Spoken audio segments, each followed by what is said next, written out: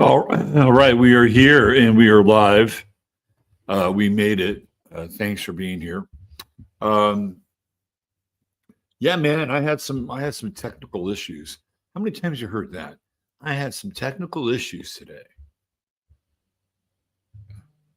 It's true. I did have some technical issues. Uh, the technical issue is I literally could not find a power cord, and when I did find one, it was in a batch of power cord spaghetti, if you know what I mean, right? So there was a lot of untangling that was involved. Anyway, you don't need to hear these boring details as to why I am a half an hour late, but I just thought I would cue you in on the reason why the dog ate my homework. It doesn't get much more simple than that. I'm sorry, the dog ate my homework. I never used that. The dog ate my homework. I wonder if there was actually a dog that ever ate anybody's homework. Like, there's got to be at least one dog in modern history that ate somebody's homework.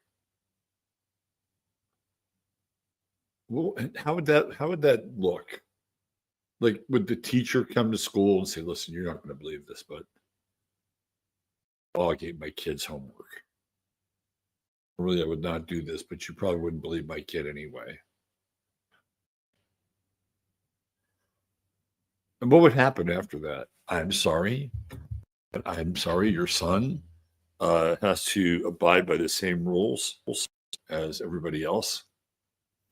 Maybe perhaps you should get a cat next time.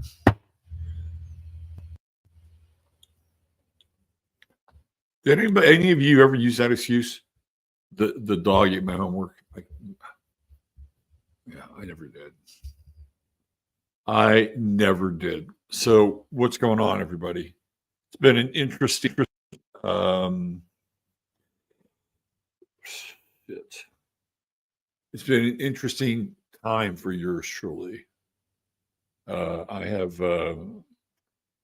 I've run into some interesting. I hate that word.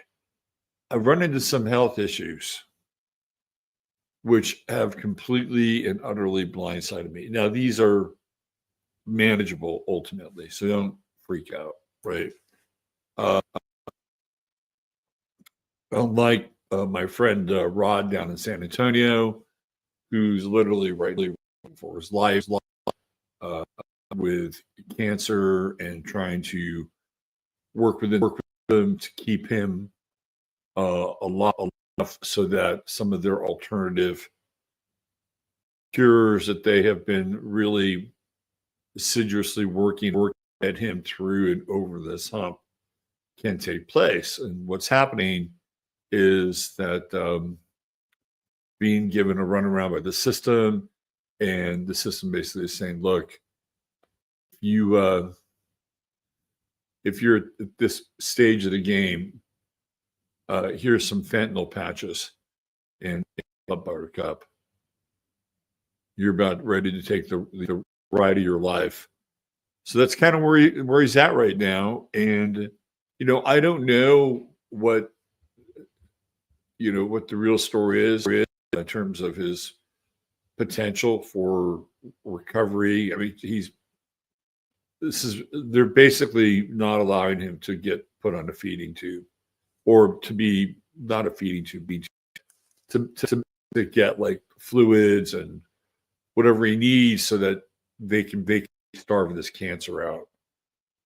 They just think in completely different ways. It's a numbers game, and quite frankly, it doesn't look good. So some of you who are at the event have met Rod, and he is clearly a character. a force of nature, right? Larger than life. And right, he is going through the system like hamburger. So anyway, yeah, because they only, it's all like Jean-Paul Sartre, no exit. The exit is through that door that you out of this corporeal world into another world. And I'm not saying that other world isn't terrible or bad or should be ultimately feared. We're all going there at some point. Of course, you're Nancy Pelosi. My grandchildren will sleep around with Nancy Pelosi's here. I swear to God. She's a big saggy face. She's big saggy tits. Barack Obama was such a great president. He was such a great president. And my grandkids, who is? Oh, her name's Nancy Pelosi. She's been around for a while, apparently. So, man, Rod, I just feel for you, and I feel for the whole Edwards family who are desperately grinding against the wheels of the system so that he can somehow stay in the game long enough and starve this cancer out and replace it with the vital sources of life that are available. And it's happened so quickly. We found out that he had cancer about a month ago, and it's just a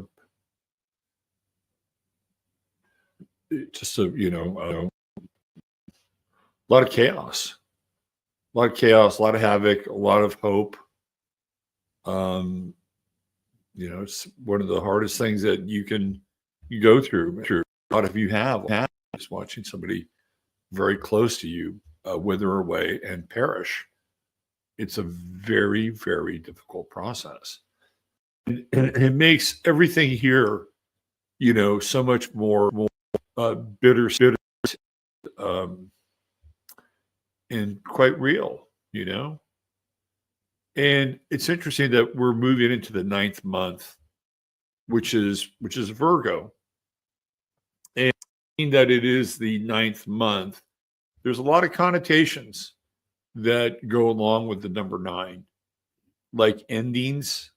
9 is associated with endings, and it's sometimes it can be connected to some form of rebirth, but it's associated with endings, letting go. Right, in major arcana, we have the Herald, which represents the 9th trump in the major arcana. It's a very powerful card, one that is both simultaneously Piscean and Virgoan. It's a very, very card because when you look at the number 9 and you look at the symbolism for 9, right? Unless you're doing like the cards of life or something. 9 is the final number, baby. It's 9 because when you go, you literally go back to 1 because you dropped the 0. So 9 is the final destination. And it's the equivalent of the 12th house in astrology, right? To get to the 12th house, you go to what?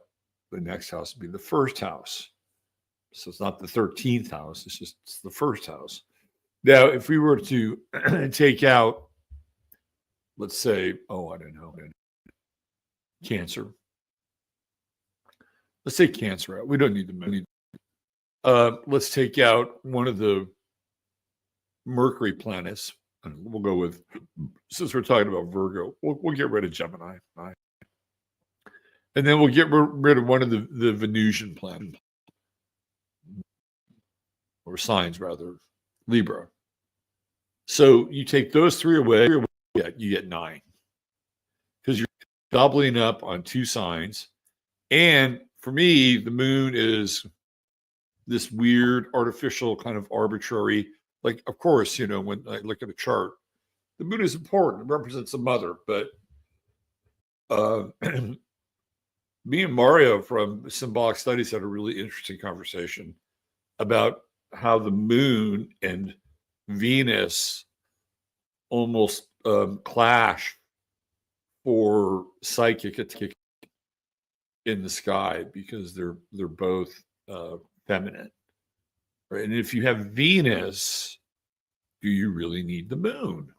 And I've talked about this with other astrologers. It's an interesting conversation, particularly when you look at how artificial, in a lot of ways, the moon is.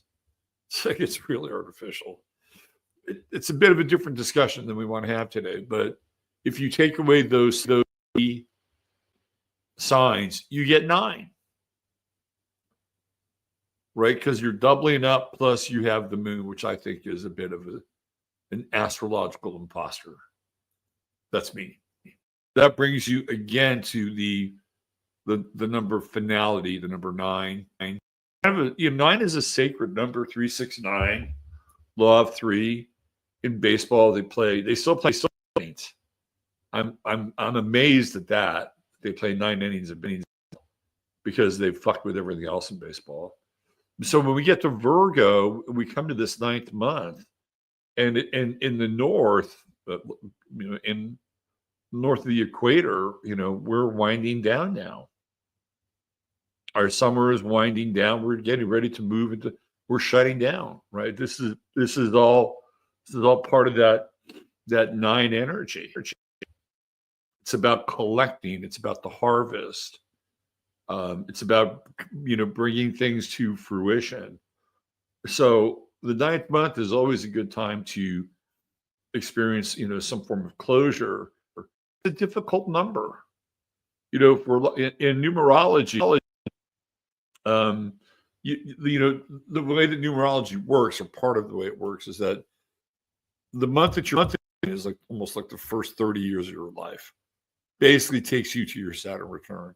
And the number, that number here in this country, not Europe, you got a different numbering system. But, we use the American version here. So the number 9 would be your first 30 years. And so for the first 30 years of your life, you're learning about letting go. Like life and life's experiences and relationships, they all just kind of like sift through your hands. You're like, nothing is really stable or there. And for 30 years of my life, I mean, that's kind of what I experienced. Always moving, new people, new situations. Like, oh, it was just, here's a relationship I'm really into. Oh, it's over now. Right. So the 9, it's a default number. Like if you're a Virgo, you're born in September and not late August, which is still where we are. That first part of your life can be really difficult because all you're letting go, and it can be very demoralizing.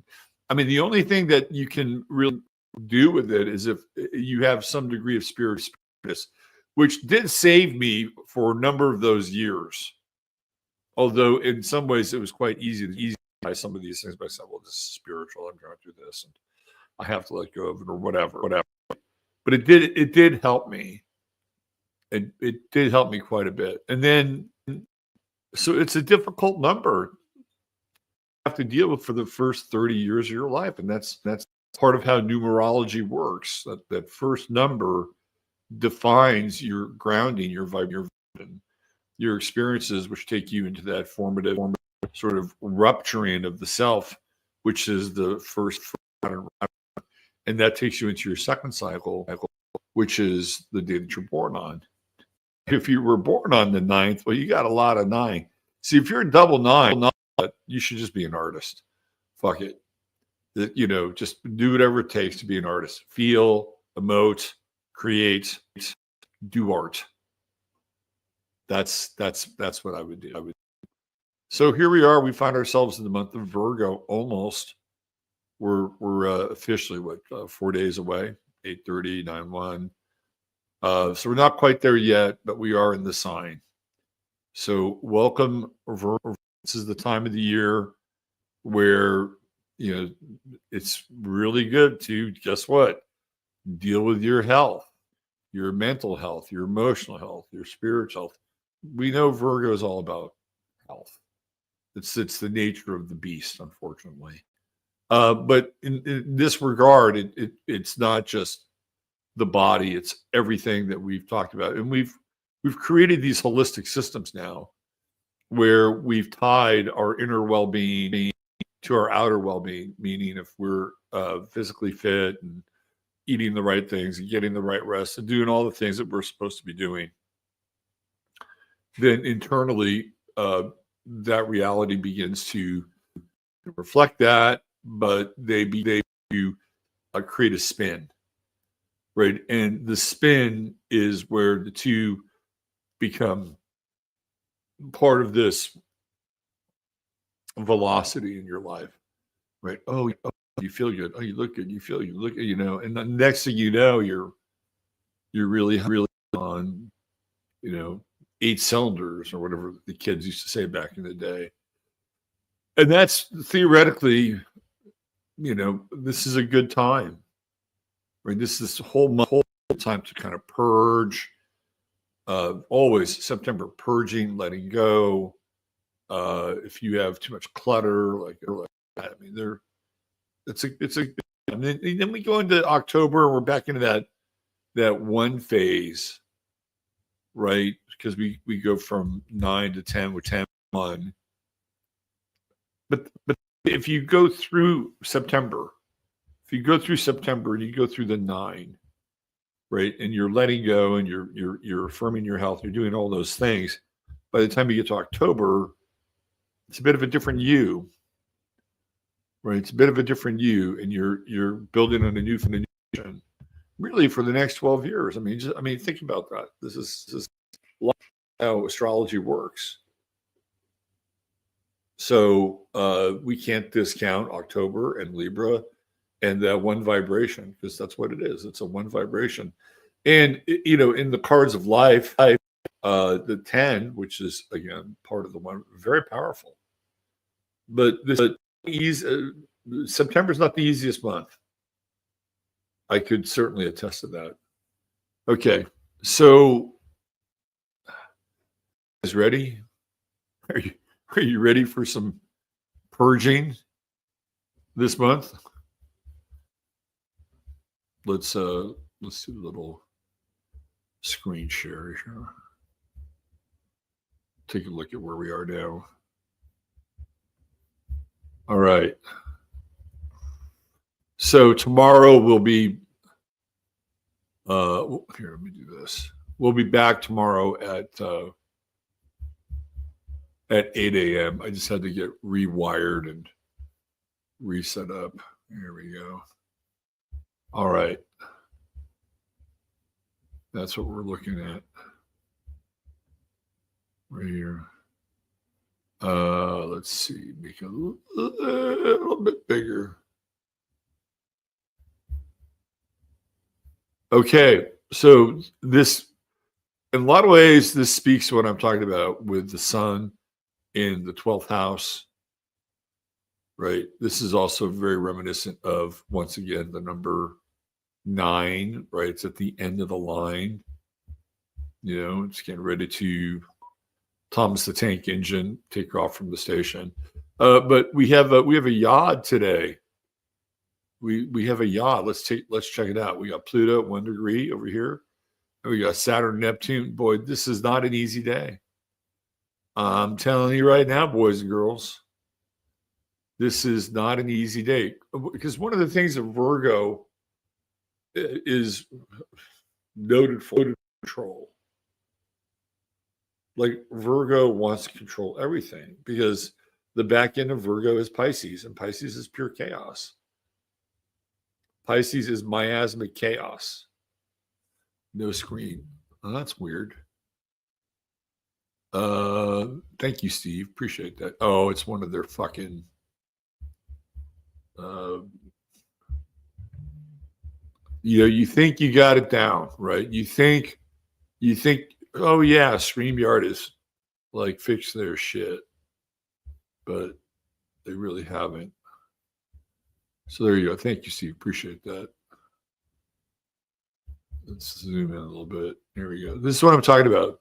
This is a tough yod right here. Right. So we have the sun, 3 degrees, Virgo. So we know it's cooking. It's intense. It's critical. It's perceptive. It's nervous. Can't see the chart. You should be able to see it now. You should be able to see it now. There we go. And then back here, we have Pluto and we have Saturn, Neptune. I was on with Shauna Home yesterday, which really, I always love doing Shauna. And I really got into this Saturn, Neptune, and Saturn, Neptune going through the 4th house of the U.S. chart. And I don't know, I don't know how it is, but I think it's pretty true. Like Trump has renamed the defense the Department of War, or at least he's trying to. It could be one of those hoaxes, but this came across. Yeah, it's not a hoax, right? So I was talking about this yesterday with the Saturn Neptune conjunction in the U.S. 4th house. Trump wants to rename the Department of Defense Department of War. It has a stronger sound. Trump thinks he will change Pentagon's name to Department of. Well, at least he's being honest about it.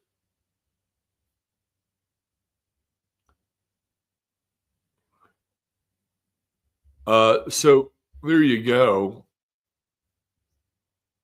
That's the Saturn Neptune conjunction in Aries that I've been madly ranting about for about 2 weeks now. You can see it coming. You can see the whole thing coming. You can see the stormtroopers, unidentified stormtroopers in masks. Look, and this has nothing to do with migration or having people removed from this country who is a pretty significant threat in a lot of ways. Like, if you really wanted to get totally surgical, figure out how to remove 25 Somalis from Minnesota. I have nothing against Somalian people. I think I've met a couple, maybe one. They seemed nice. At least that person did. But you want to talk about a numbers game? You want an effective, very effective distribution of population, assets, and people. Go do that. Go to Minnesota and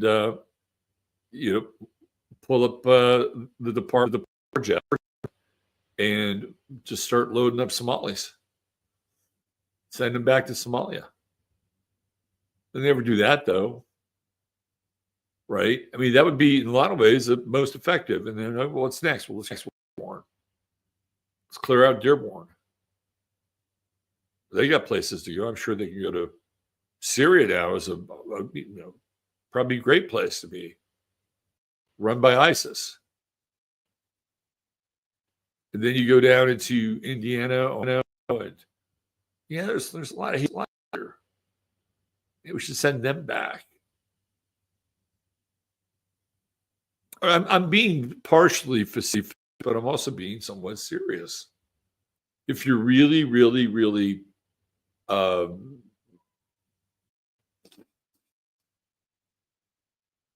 intent and serious about this whole migration thing, there are populations that have been brought in by the hundreds of thousands, and that would be to start. I'm just being a Virgo about the whole thing. So today, with the sun in conjunct with Pluto and Neptune and Saturn, there's a sense of hopelessness. That's what I'm getting. There is a sense of hopelessness. There's a lot going on there with the sun, is there? We have a trine with Chiron and a square with Uranus, which is kind of rebellious. Right? Uranus, sun squares are rebellious. And, but these forces, these outer planets that are here on the back end of this yod, Virgo is already a nervous sign. Curial, right? And it's desperately trying to, kind of sit on the volcano. And the volcano is Aquarius. Now this is the last day of this yod. So we didn't do yesterday, and Sunday night I was pretty out of it. So I know for me what the last 2 days were like, right? And I'm definitely in that yod territory. But for some of you other folks,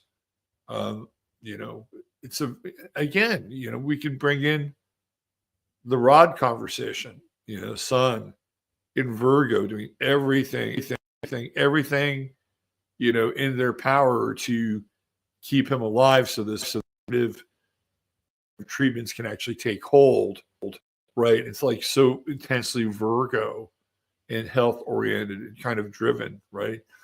And then you have Pluto, like the Grim Reaper in the background, and it's in Aquarius and it's science and it's retrograde. It's like, we're not open for that kind of business here.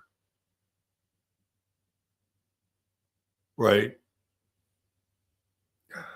I don't know. He probably can't travel, but maybe about 2 or 3 months ago, getting to the Gershon Clinic would have been a good thing. That would have been their best option. But it happens so fast. I know a lot of you experienced it. The other side of the yod, you have Neptune, which is futility, total futility.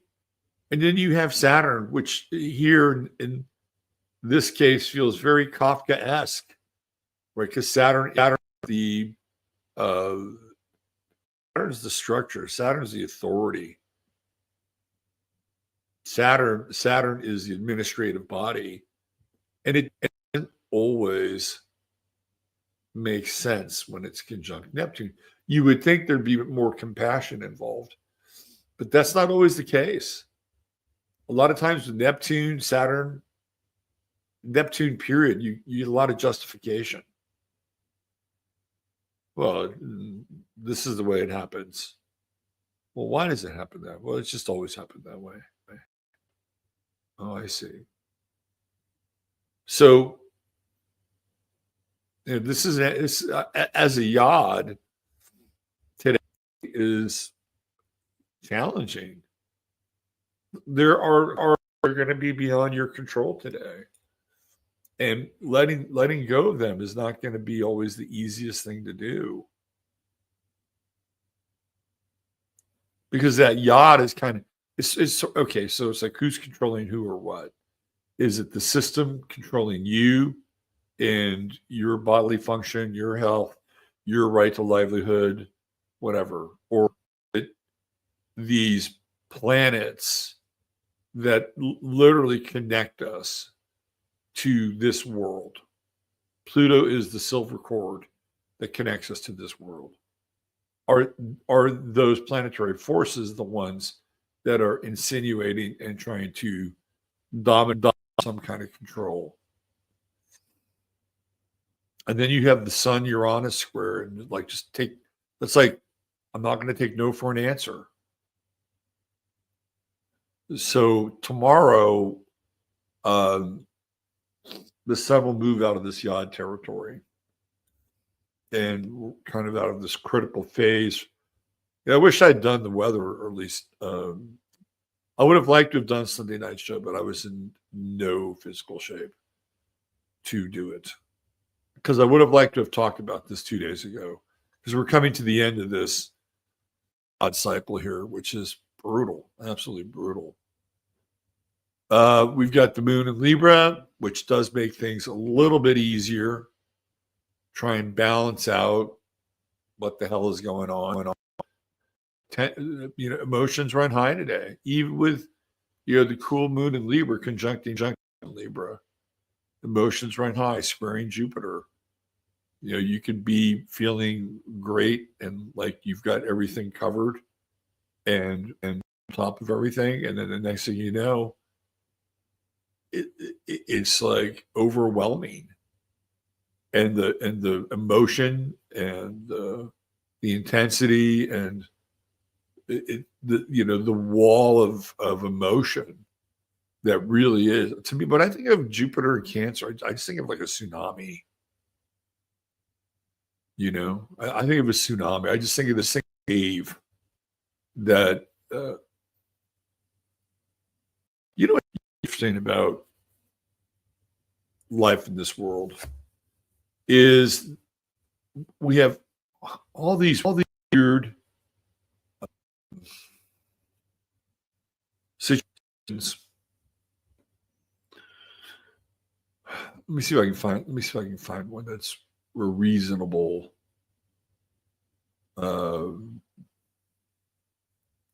example, one that's sort of recent. All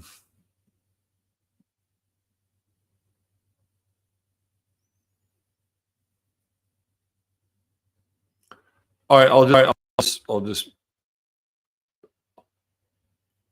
create one.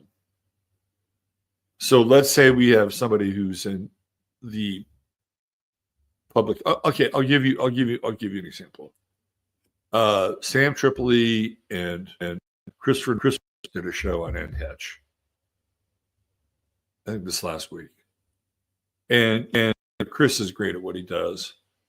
And we talked a lot about NHetch and what she went through and how everything was so strange, all the high strange that was around NHetch, and even like the car accident, the pulling her out of the car, and everything was just fucking weird. Like there's so much this around NHetch, who at one point in time was with Ellen DeGeneres, right? That was her partner.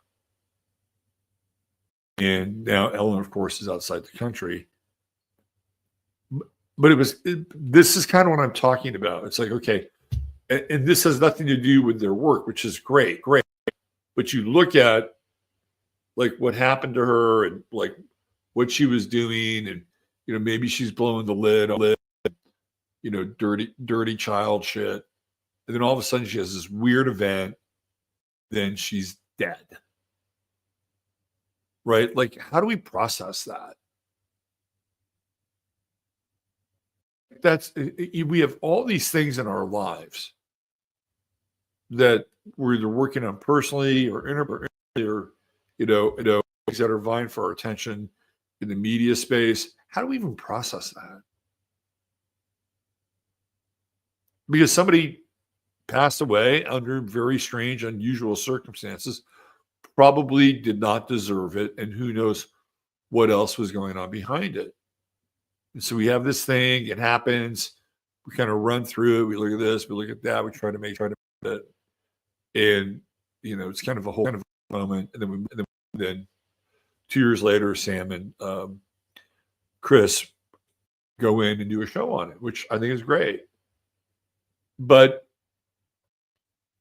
how much real emotion do we have for NHetch? And in that moment of her time, in that moment of her life, right? Everything sideways, and we're just all sitting around our computers. We're trying to follow it, like what was going on with the local news, and very strange. And next thing you know, she's just dead. And how many people were surprised by that? Not many. Like if if we had sat down 6 months before Ann Hetch died, and I did a show, and I did a poll. How many of you would be surprised if Ann Hetch died within the next 6 months? Probably about 10%. So it was almost like, in some ways, she was programmed to die. In some ways, it was like we were programmed to accept her death, because how else does that life end? Because it's just so weird and strange. And again, I think that they did this, but we're this cavalcade, this onslaught of death after. I mean, look, we just went through Ozzy Osbourne. We just went through Hulk Hogan and Malcolm Jamal Warner and Chuck Mangione, and there's more on the way. And especially here in September, which is the 9th month, and it just feels this Jupiter, like it's not going to happen today. Like I'm not predicting a tsunami happening today, but it feels one is brewing. It feels like one. Let's look at Gaza. I mean, it's hell on earth. Absolute freaking hell on earth. And how does a tsunami not hit people when they see these emaciated kids? And I guess, what was it, yesterday? They bombed a hospital twice. To me, this is Libra's trying to balance everything out, right? It's trying to keep it cool. It's trying to make sure that the physical and the emotional are checked here. And we got a nice sextile with Mercury and Leo, which is encouraging. We love that, right? But it's that square with Jupiter, the Jupiter square to the moon, Jupiter square to Mars. That's the impending tsunami. That's the thing that when it hits, it's really going to. I don't know what that event is, but it should be something that people would take notice of. There's a cleansing here, right? And I'll tell you what else is really interesting is this whole Cracker Barrel thing. When I think of Cracker Barrel, first of all, I have a confession to make. I have never been to a Cracker Barrel in my entire life. Never once have I set foot into a Cracker Barrel. And it has to do with the fact that I grew up in California. We don't have them in California. They may have them now at like truck stops or who knows where, but we didn't have them in California. So I have no idea what the fuck Cracker Barrel is. And, you move out of California, you travel around, like, what's this place? I went here in Kerrville. I've never went into it. I have been in the parking lot, and I've used the parking lot to turn around. And I'm thing here that might get me in trouble with some of you folks. I have no skin in the game as to like what Cracker Barrel looks like. Right? I'm not attached to the logo. I'm not attached. In fact, being 100, I do not like old knicky-knack shit. Like antique stores freak me out. I don't like the smell. I don't like anything about antique. And some of them may be cool or whatever, but the overall vibe of the place that sells the antiques creeps me out. It's like all those things have spirit. And I'm like too much to be around sometimes. And so I don't want to take a trip back. And again, I know there are a lot of you folks that love Barrel, and It's not really what it is, but what it stands for, right? But I don't have to take a trip back in time into time, into the 1920s or 30s, and pretend that I'm seeking refuge from the Dust Bowl storm. Like I could give, here's what I would care about. Does Cracker Barrel sell better food? That's the Virgo in me. Change the logo, get rid of the nicky knack, ticky tack, serve better food. I'm okay with that. But if you remove the things that people go there for, which is an experience, and the food is still shit, then what have you accomplished? You've taken away the comfort of the thing that they have known from the past, but you haven't even really improved it. But to me, this is the Jupiter and Cancer effect for Barrel. Like Cancer is really sentimental, and it looks back to the past.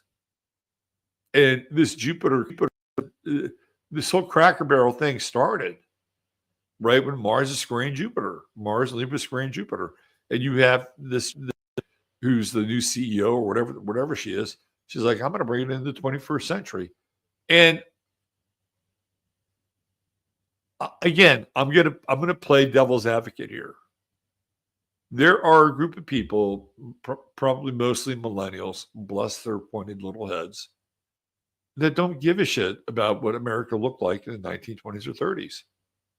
Like their needs are different, right? And and again, what that CEO is doing is saying, I've got to create a business for people that are going to be here and somehow attract these millennials to come into this Cracker Barrel restaurant and get them as my customer.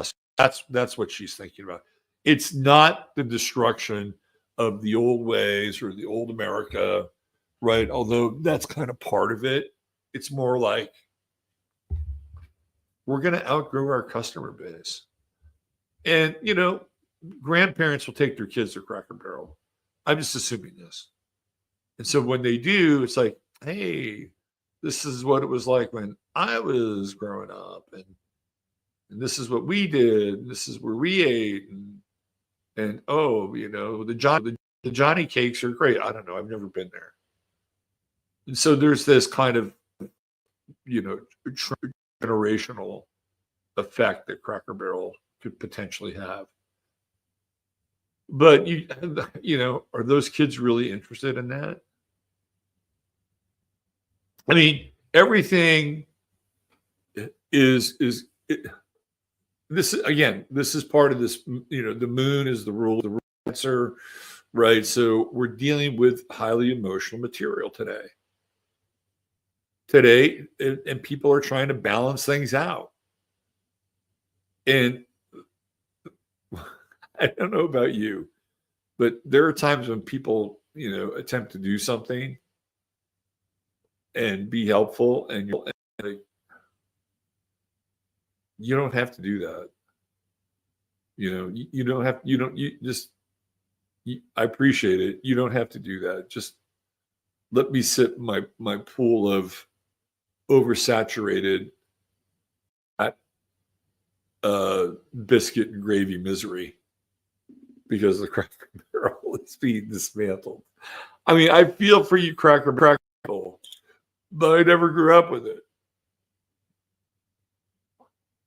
My Cracker Barrel is Stan's Alum Rock Restaurant on Alum Rock Avenue. That was my Cracker Barrel. That's where we went for Americana chicken salad sandwich and Salisbury steak, breakfast on Sunday. So today is definitely an active, and some of it might be fine, right? Like if you have to deal with somebody else's crisis, that Mars Moon conjunction deals with crisis. That's like first responder energy. Balancing out. I'm going to be cool. I'm not going to be stressed out. You get to experience your fear. I'll watch you experience your fear. I'll balance out that space. Oh, thank God. And thank you for letting me just. Nothing wrong with that, right? So there's some good things that come out of the day today, but there is also this intense struggle to balance the forces of nature, and this. I just get this sense of this tsunami of emotion. It's you know. We'll get into some of this other stuff. Like Venus is in Leo. Thank God, right? It's good. It's fun. Venus and Leo. Opposing Pluto. That's the Widowmaker, by the way. Opposition. If you know what the Widowmaker is, if you're a woman and you have a Venus-Pluto opposition in your chart, you go through many husbands.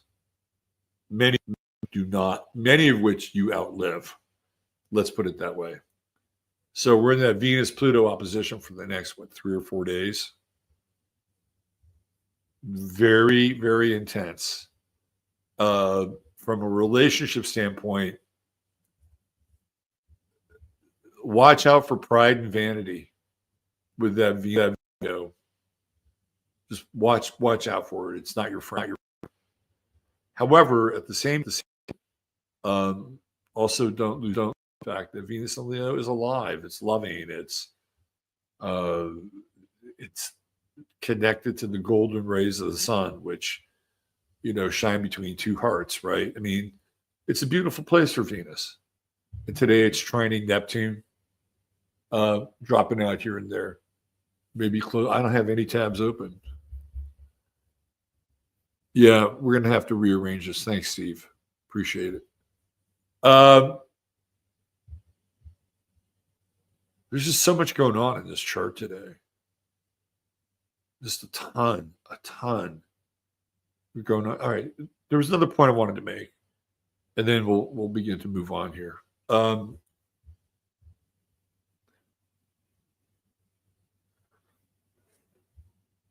So, I think about Trump a lot. And I think about the Trump administration. I don't think he's well, by the way. I don't think he makes it out of this. I'd be surprised if he makes it out of this year. Apparently, he has really bad edema. You can see it, his hands are basically being pancaked because they're all bruised up. The man is not well. He doesn't have a lot of ticks left in his ticker. Maybe that'll be the wall of emotion. Maybe that'll be the tsunami. Because the thing with Trump is, and I'm not necessarily sure it's a bad thing, right? But the thing with Trump is that Trump is always up. He's always up. He's always up. He's always up. He's always optimistic. He's always make America great again, right? Like Mars and Leo on the ascendant will do that for you. Like you'll have that energy. That'll do it for so. But and I think it's good because we've been demoralized so much by these external forces for years. And it almost takes somebody of Trump's magnitude to remoralize the masses in a lot of ways. And I get it. And I do appreciate it because I think as a country, we need it. Now, there's a bunch of other baggage that goes along with it, but I understand where he's coming from. I understand his attitude. I understand everything is great, awesome, fantastic, better, done more in 2 weeks than any other administration. I get all that, right? Remoralization. The problem with that is that if you've ever spent time around anyone that's relentlessly positive, it gets old really quickly. It gets old because there are things in the world that exist, but it doesn't really matter, or they don't. I used to know this. It's like he was just positive everything. He graduated magna cum laude from Werner Erhard. Everything was positive, and we got on really well. He was an interesting character, very interesting character. We got on really well. And he would say to me, why are you so negative sometimes? And this guy was a Scorpio. And I would say, this is back when I believed a certain model of architecture. I said, he went by Nigel Tufnell. I said, Nigel, back in the days when they built the cathedrals, the great cathedrals of Europe, this was the way that we were told, right? They were transgenerational, and that different people would work on different things over the course of 40 years, 50 years, for how long it would take to build Chartres Cathedral. Well, we've kind of revisited some of that, and maybe it's not as true as we thought it was. But at that time, I thought it was true. And back in these cathedrals, some people were working on stained glass. Other people were putting gargoyles in the cornices of the upper part of the church. But they were all working on the same thing. Some people were building the that was their role, right? But it was all in church. And it's like, well, you got your part of the church you're working on, part of the church I'm working on. And I may not be working on this part of the church forever, just like you may not be either. So that was my nation. As I wasn't positive all the time. I was positive enough. But he was relentlessly positive. And so what happens is that when you get into the Trump space, who's relentlessly positive, again, on the one hand, I think if it's merited, if it's worth the merit, then it's good and it's true. Right? And it works. And we need this remoralization. But if it's not, and there's all this cognitive dissonance going along, then the positive trip, or that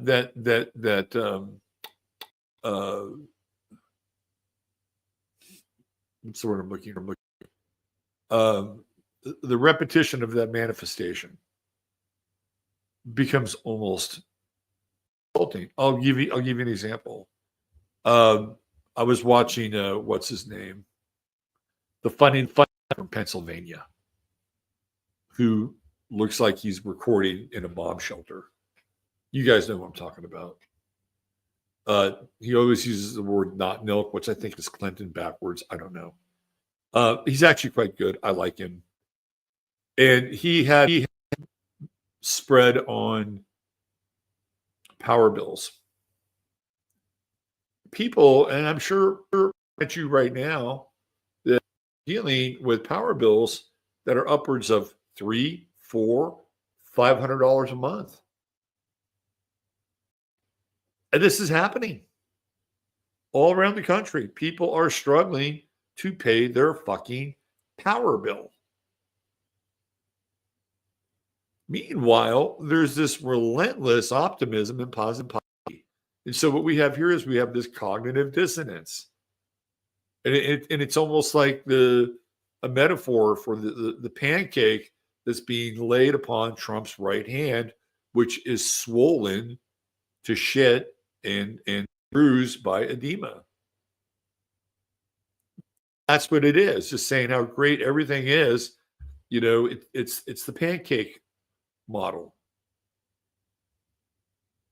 But people are having a very, very hard time financially. And all the offers are supposed to kick in and make everything a much brighter day. I just read somewhere that countries are going to stop delivering things to the United States. Now, I don't know if that's true or not, but they float these things, and then sometimes it sticks, sometimes it doesn't.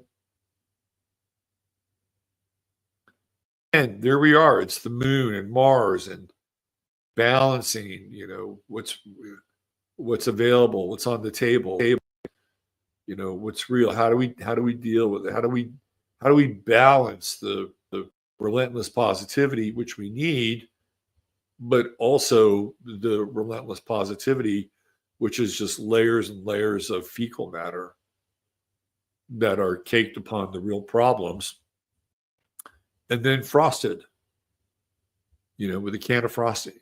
There you go. We'll just slap that on there. And that's why I think this tsunami is coming.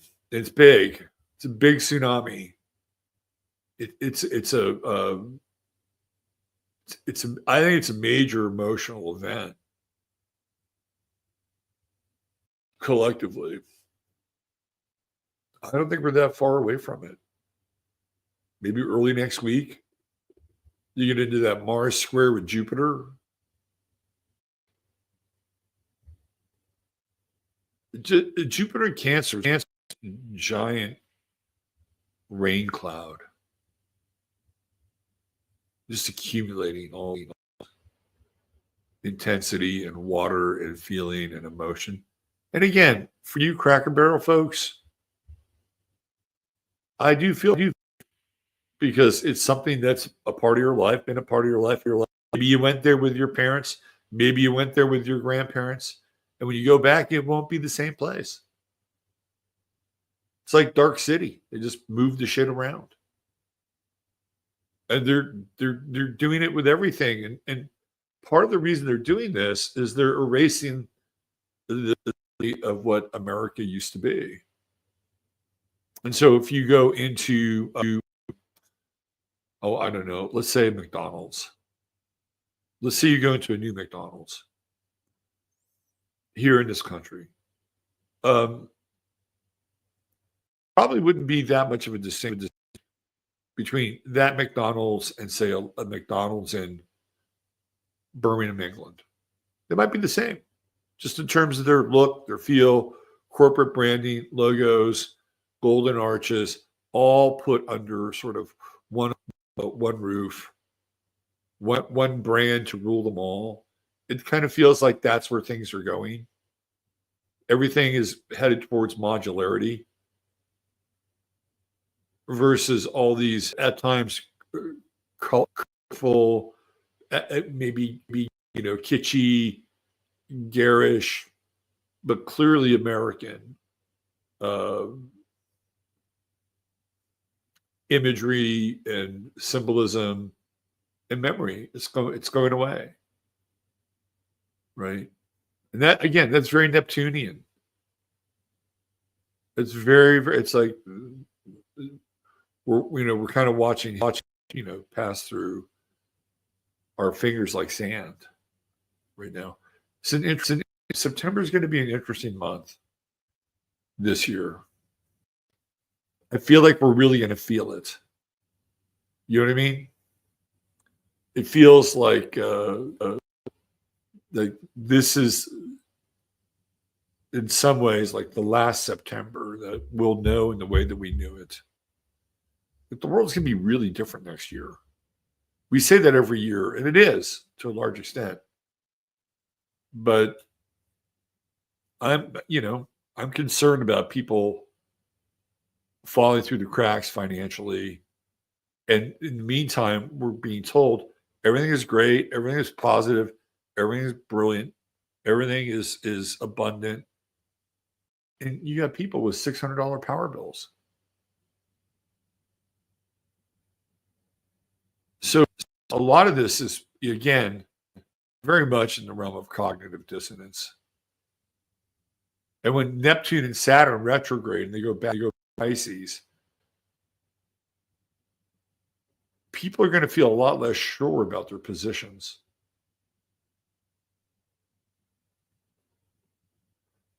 It feels that retrograde, which leads us to the conjunction of Neptune, Saturn next year, feels like it sets the stage for something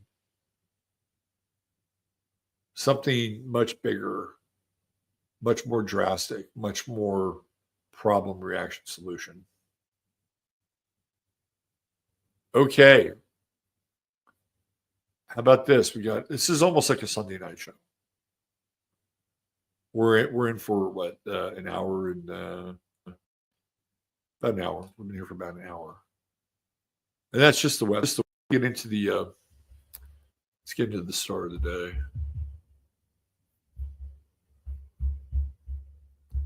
I don't want to come off like a doomer here, but there's some heavy aspects, and the problem, one of the problems with our world is that we don't always acknowledge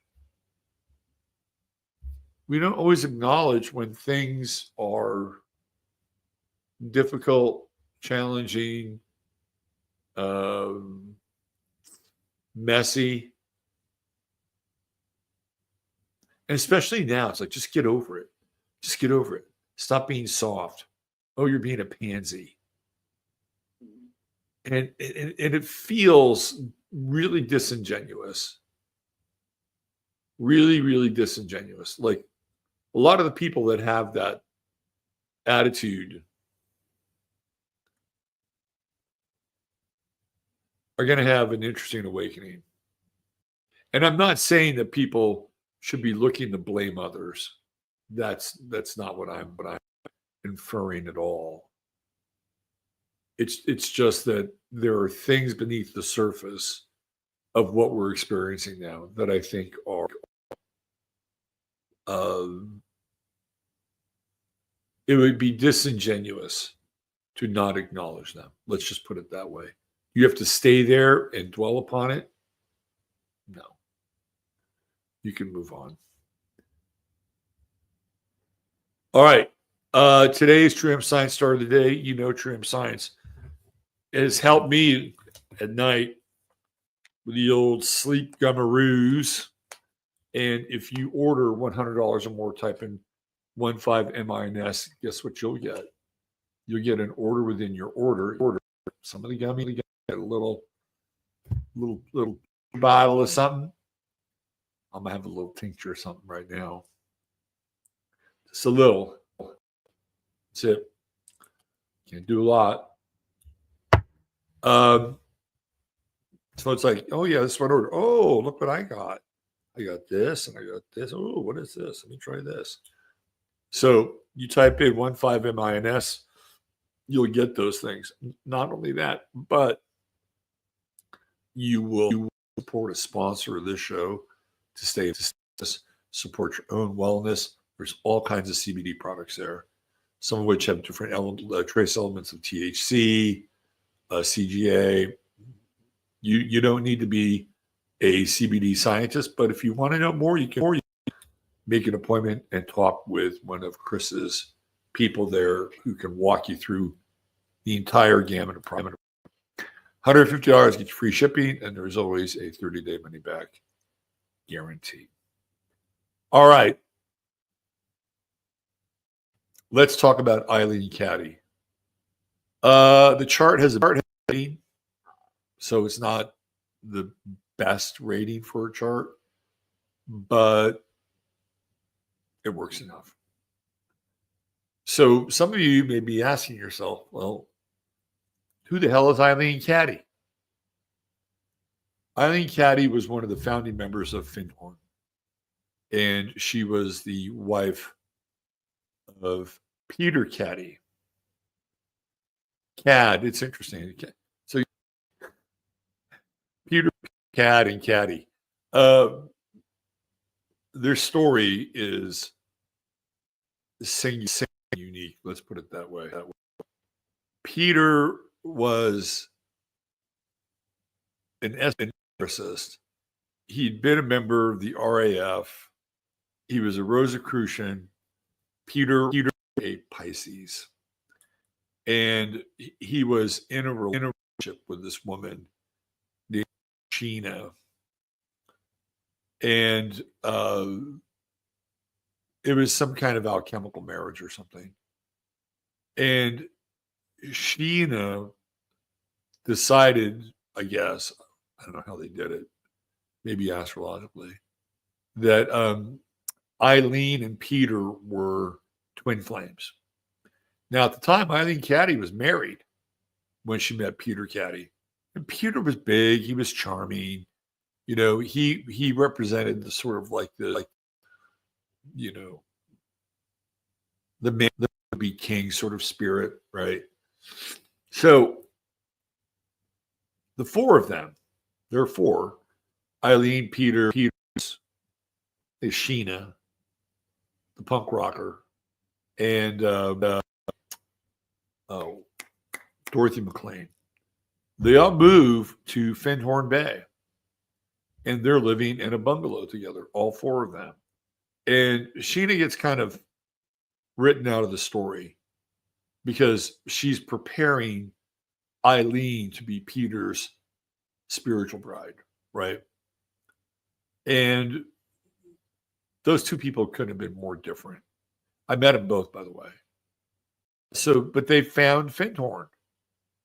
And Eileen's contribution was that she would channel these messages from God.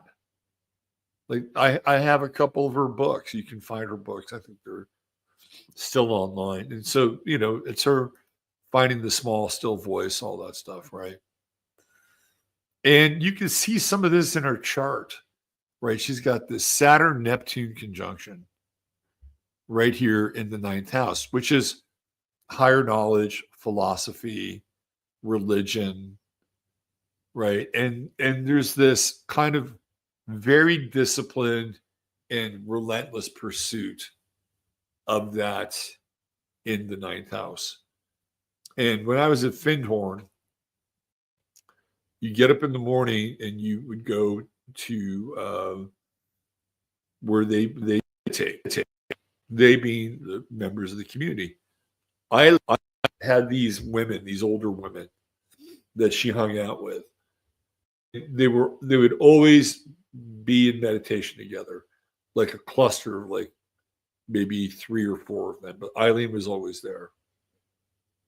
And that's what she did every day.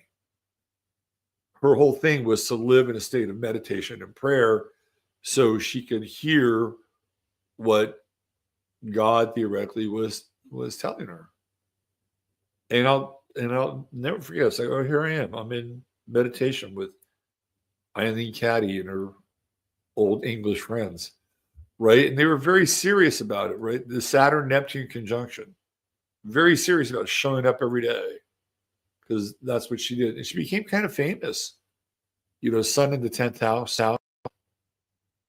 She became associated with, of course, Findhorn. What's interesting too here is the Uranus down in the 4th house cusp, right? 21 degrees. She lives in a New Age community, or she did. Where she lived was very Uranian. Even when she was just in that bungalow with Peter and Dorothy McLean, it was very Uranian. It was all about age. I mean, you could say in some ways that in that little bungalow, growing those 20-pound cabbages, they were literally to the New Age. I mean, this people started to show up there at Findhorn. And even here with the 11th house community, right? Ceres, Venus, Libra, and then we have the Mercury stuff over here. Kind of, you know, a little bit in the channel realm, right? Pallas, Mercury, Virgo. And when you read her right, it's not, it doesn't grab your, it's God is a Virgo. But it's not bad, okay? If the clarity, the purity of the message, the removal of the ego, it's all there, right? It's all there. I feel like that moon sun square kind of got her out of that relationship with her previous marriage and kind of hooked her up with Peter, because he was so dashing and adventurous. Very interesting chart. I mean, you can see how it all plays out, especially Neptune Saturn conjunction. And the other thing too, like with that Scorpio rising, like some of the stories you read, that this Sheena did not make it easy on Eileen, right? She really saw Eileen as this kind of pure vessel of God. And so as her quote unquote teacher, she was very difficult on her. Is that Scorpio right? Maybe. I think Eileen's biggest challenge was leaving her husband for Peter, because you can see it. It's in that T square right there. Jupiter, Gemini, 2 relationships, Moon and Sag, adventure, new life, new person, right? And both of those planets square her Virgo, which is sort of like, very workmanlike. So ultimately, that T square launches her into this life as, I don't know, new age prophetess. She wasn't really a prophet. She was somebody who just wanted to be very close to God, be in community with God, and write the words. I think I've got a couple of her books. If you're interested in that sort of thing, especially during the month of Virgo, where, clarity, all the stuff that is associated with Virgo becomes very important, you might find it. Let's see if we can find some of her writing. Let's see if we can bring some of it in here. Let's see. She passed away in 2006. Let me see if we got more of her writing. We got a whole thing with her at the Findhorn Foundation. Findhorn was a trip, man. Here. This is all the old school stuff. Challenges after reaching oneness with God. Eileen, this is all free. Dorothy McLean I've met all these people. Dorothy McLean was super cool. I really liked Dorothy. Peter was a little full of himself. Give constant thanks for what you have. The laws of manifestation. Peter Caddy.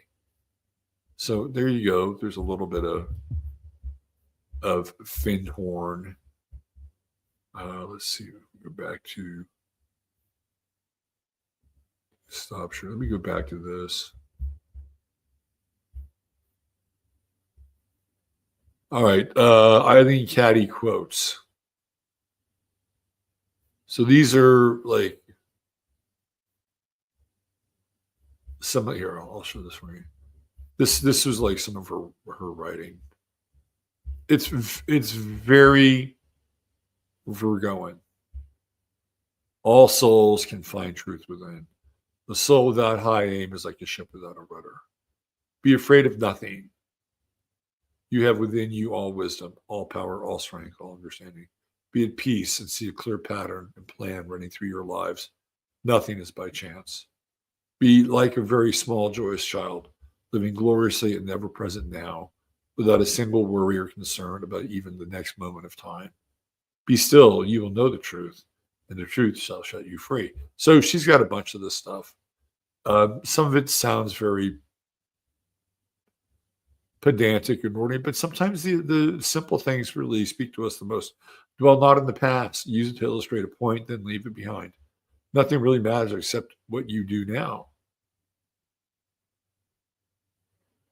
In this moment of time. From this moment onward, you can be an entirely different person, filled with love and understanding, ready with an outstretched hand, uplifted and positive. in every thought and deed. Expect your every need to be met. Expect the answer to every problem. Expect abundance on every level. Expect to grow spiritually. Gratitude helps you grow. These are all things that, and she's written like books with these aphorisms, and it all kind of strung together. Anyway, there you go. That's our True Hemp Science Star of the day.